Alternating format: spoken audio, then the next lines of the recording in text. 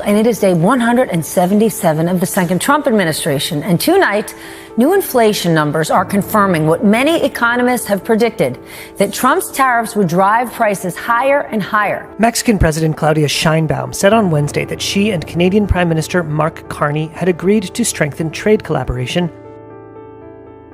What would you think if I told you that Canada, America's closest neighbor, had just unexpectedly rejected over 150,000 tons of U.S. beef? And that overnight our other neighbor Mexico has taken over the $1.2 billion market that had belonged to the US for many years. Two neighboring countries once considered traditional partners are now shaping a new trade order, one without America.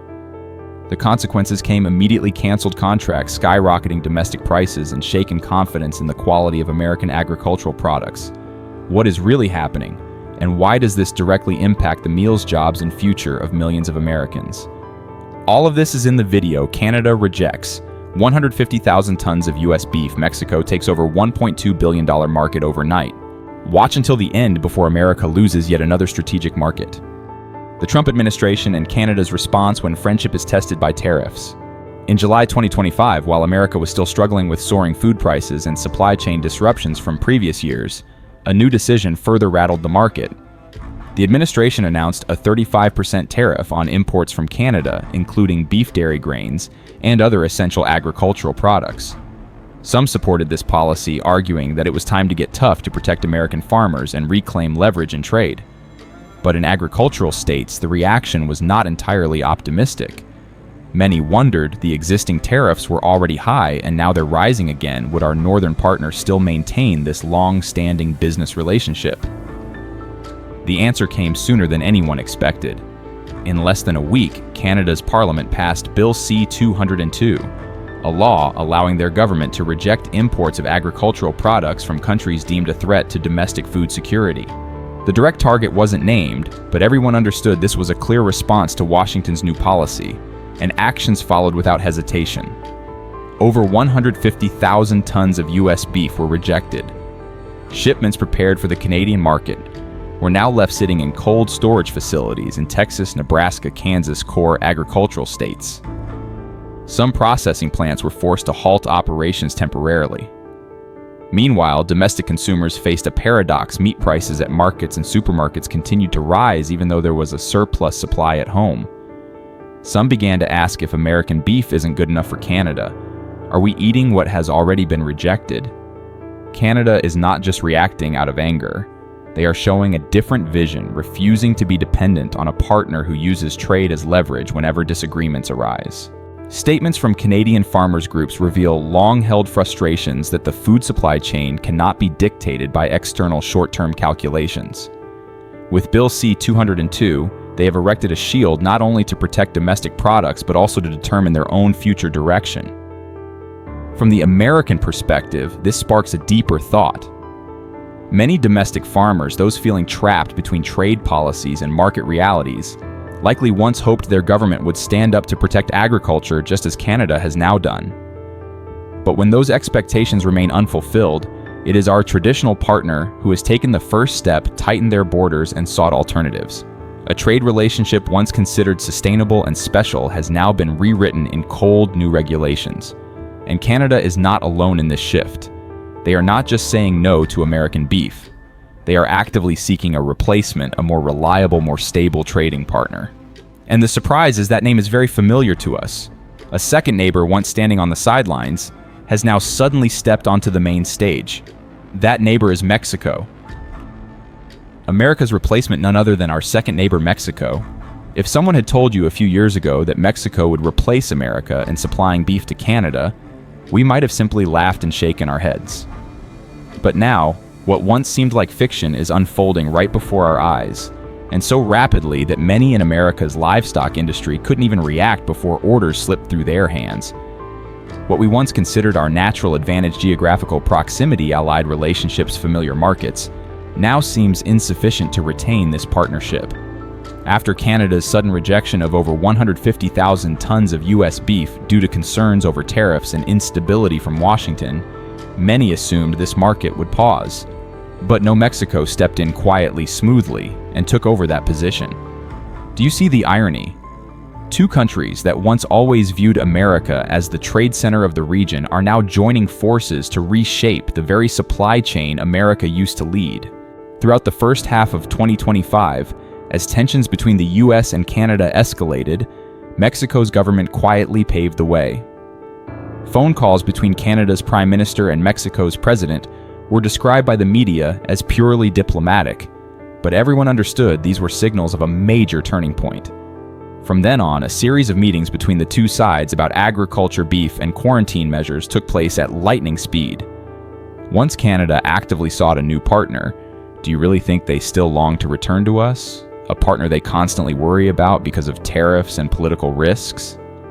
What stings many American farmers even more than being replaced is being replaced by a country once seen as less competitive. But in reality, Mexico has changed. After the parasite incident earlier this year, they proactively cooperated with the USDA and CFIA, regaining sanitary certification within just a few weeks. The first beef shipments returning to the North American market weren't just clean, they were stamped with quality control codes, slaughter dates, transportation processes, and standardized packaging. Everything was so meticulous that even Canada's largest supermarket chains gave their approval. Think about it, in just a few months they achieved what America once took years to build. What does that tell you? Canada has begun importing several tens of thousands of tons per month, aiming to reach 150,000 tons by year-end, exactly the volume they once sourced from America. But more importantly, these are lucrative, stable, long-term contracts that once sustained countless farms and families in the Midwest or Texas. Now the trucks that used to carry beef to Ontario or Alberta sit idle in parking lots. This is no longer just about trade. It's about livelihoods, about American farmers falling behind in a change they were never warned about. Chain reaction. American farmers, consumers, and agriculture are hurting. When Canada officially rejected more than 150,000 tons of US beef, many city dwellers may have simply skimmed over it as another routine business headline. But if you grew up in a small town, if you've ever seen trucks full of cattle lining up at the slaughterhouse every early morning, you would understand this isn't some distant issue. This is a sign that one link in rural America's livelihood has just been pulled out. From Kansas to Nebraska, farms that once steadily exported beef to Canada are now sitting on stockpiles no one wants. Storage costs climb by the day while input prices feed veterinary medicine keep soaring. For many households, raising cattle is no longer a livelihood but a gamble. To keep going is to lose money, to stop is to lose everything. The impact ripples through every link. Meat processing plants in the Midwest are cutting shifts. Workers are losing hours, truck drivers sit idle with nothing to haul. Yet consumers see no benefit. Beef prices at supermarkets keep rising. Ground beef has surpassed $6 per pound, the highest since the early 1950s. Steak has reached $11 per pound. So ask yourself, for a working family earning about $2,500 a month, how many pieces of meat can they afford for their children? And then another worrying thought arises. Something not found on the bill, but in the minds of the people, is US beef still safe? When Canada rejects it, people begin to wonder, is something wrong? Why did they choose? Mexico memories resurface of Europe's 1988 ban on US beef over concerns about growth hormones like trenbolone and zeranol being too widely used. Though today's meat industry insists products comply fully with domestic standards, trust once cracked is hard to repair. As prices rise, subsidies shrink. The SNAP program, a lifeline for more than 42 million Americans, faces budget cuts of up to $300 billion in the next decade. For many families, this means returning to nutrient-poor meals, instant noodles, canned goods, cheap bread. While beef waits in storage at the supermarket counter, a single mother or a retired senior must choose between eating well or paying the electric bill. And it's not just the kitchen. Public schools are forced to cut meals, rural hospitals face the risk of severe protein shortages for the elderly and children. A vicious cycle: when agriculture weakens, communities lose jobs. Children go hungry. People leave butcher shops, close gas stations empty out, and once peaceful towns become commercial dead zones. If you've witnessed America rise through labor and agriculture, you understand this isn't just about beef. This is a wake-up call that even the most familiar things are no longer certain. And what awaits us if Canada aligns not only with Mexico, but with the whole world?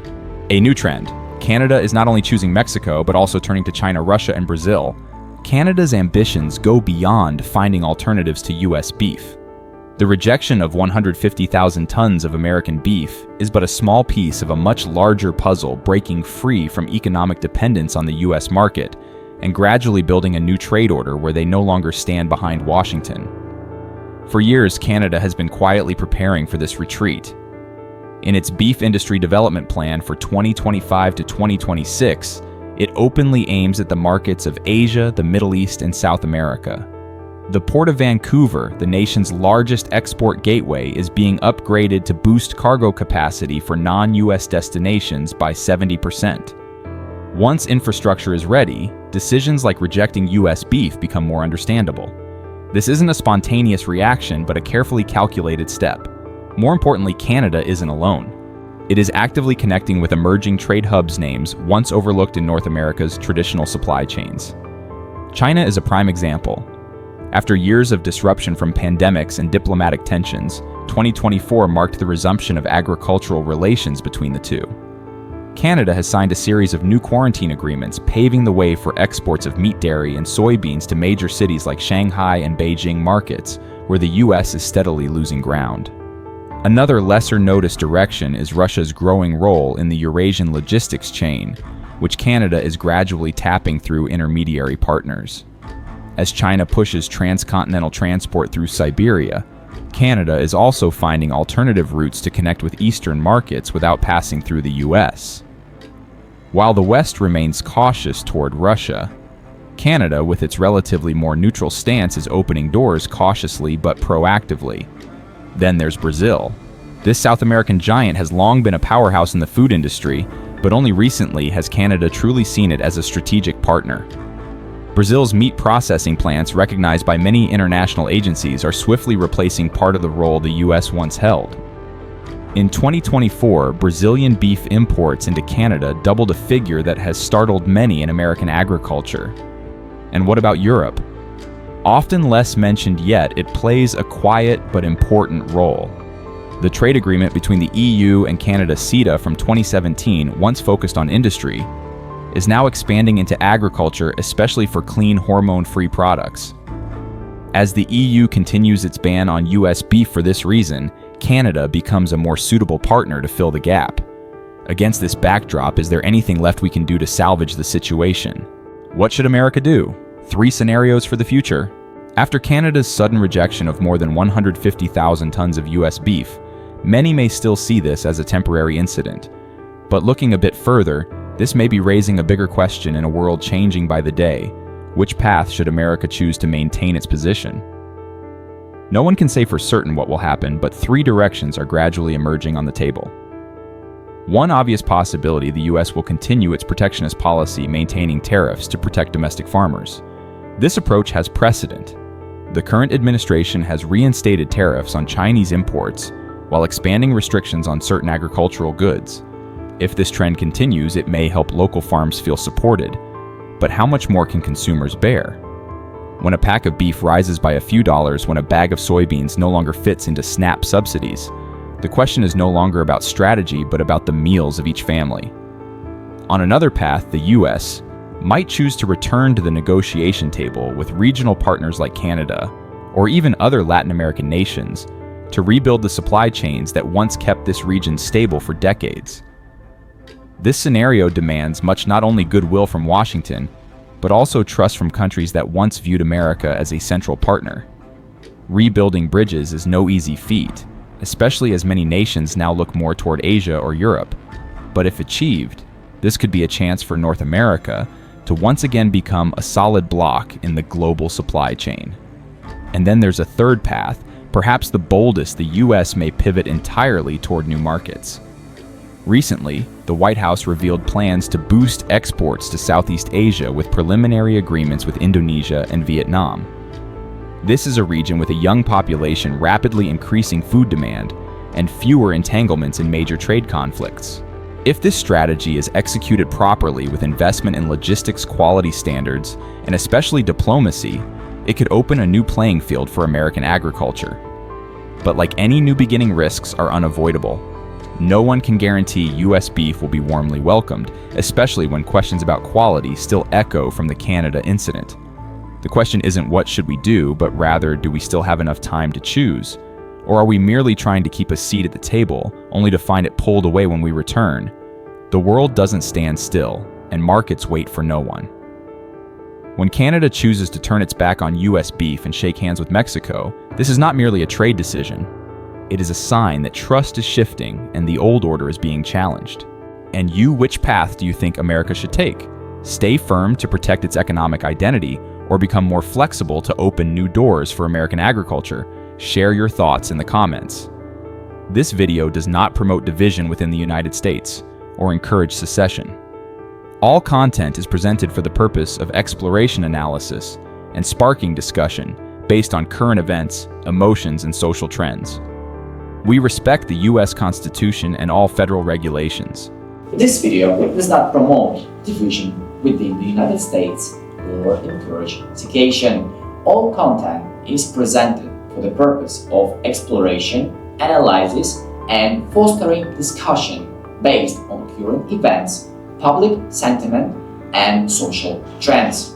We fully respect the United States Constitution and all federal regulations.